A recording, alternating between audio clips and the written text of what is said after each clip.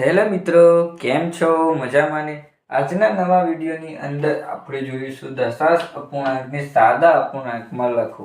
આપણે ગયા વિડીયોની અંદર શું જોયું હતું કે જે અપૂર્ણાંક આલ્યા હતા એને આપણે દશાંશ અપૂર્ણાંકમાં ફેરવી કાઢીશું. હવે આપણે એનું ઊંધું કરીશું કે દશાંશ અપૂર્ણાંક આપેલા હશે ને સાદા અપૂર્ણાંકમાં ફેરવી કાઢીશું. તો જોઈએ, જેમ કે આટલા આલ્યો 0.6, બીજા એક્ઝામ્પલમાં હશે 0.69,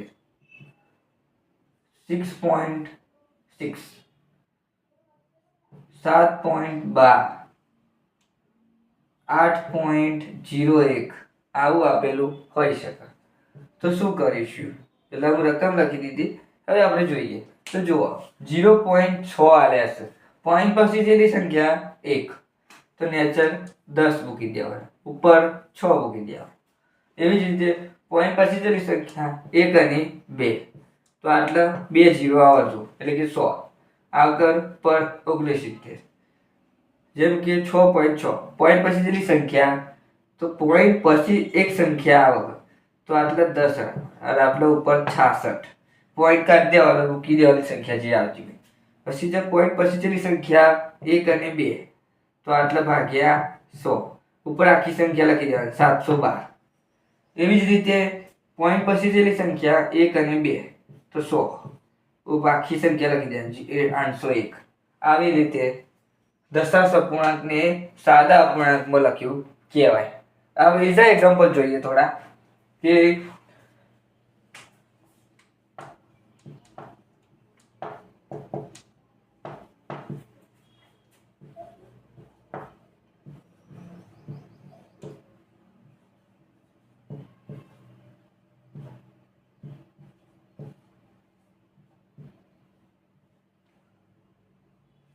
હવે આવા એક્ઝામ્પલ આપ્યો તો શું કરીશું? જો હતા 6.001 આલ્યા, તો આ પાછળ જેટલી સંખ્યા 1, 2 અને 3, તો ભાગ્યા 1, 2 અને 3, 3 0 કરી દેવાના. ઉપર આખી સંખ્યા લખી દેવાની 6001 એટલે 6001. એવી જ રીતે આમાં પણ 1, 2 અને 3, પોઈન્ટ પછી 3 સંખ્યા 1, 2 અને 3, આખી સંખ્યા લખી દે 78, 7801. એવી જ રીતે પોઈન્ટ પછી જેટલી સંખ્યા 2, 1 અને 2, તો આટલા 100 આવશે. આખી સંખ્યા લખી દે 8901. પોઈન્ટ કરવાના, પોઈન્ટ નીકળી જશે. એવી જ રીતે આમાં પણ 99.0, પોઈન્ટ પછી જેટલી સંખ્યા 1 જ છે, તો આટલા 10 પણ 990 આવશે. એવી જ રીતે પોઈન્ટ પછી બે સંખ્યા 1 અને 2, નેચર આવશે 100, 2 મેડા 120. એવી જ રીતે હવે છેલ્લી સંખ્યા પોઈન્ટ પછી 100 સંખ્યા, ઉપર 100. અહીં જો તો આવી રીતે સંખ્યાઓ અપૂર્ણાંક એટલે કે દશાંશ અપૂર્ણાંકને સાદા અપૂર્ણાંકમાં લખી શકાય. આવી રીતે લખી શકાય. તો વિડીયોની આપણે એટલે સુધી રાખીએ છીએ. વિડીયો ગમ્યો હોય તો લાઈક, શેર અને કોમેન્ટ કરીને જણાવો કે વિડીયો કેવો લાગ્યો.